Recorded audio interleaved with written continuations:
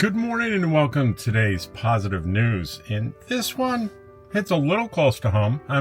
Many of you know I'm about to get a hip replacement, but I've heard a lot about knee replacements. I don't have problems with my knees, but many of my contemporaries do, and it's a very difficult surgery, very difficult to recover from. But there's some new technology.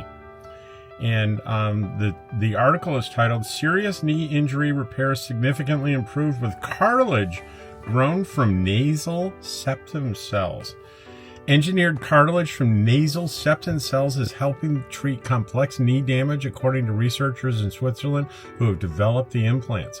Their new study shows that giving the cartilage implant more time to mature significantly improved clinical efficacy and outcomes, even in patients with complex cartilage injuries, which are painful and seriously limit mobility.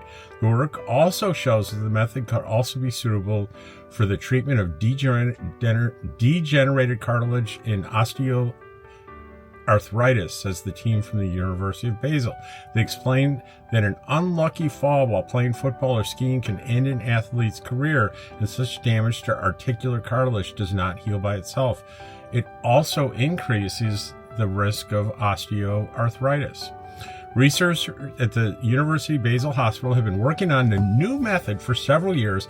It can now show that even complex cartilage injuries can be repaired and engineered with cells taken from a tiny piece of the patient's nasal septum cartilage and then allowing them to multiply in the lab on a scaffold made of soft fibers. You want to read more about this? I'm going to reference the article in the description. Pretty amazing stuff. Medical advances are fascinating, and I think they're great. See you tomorrow.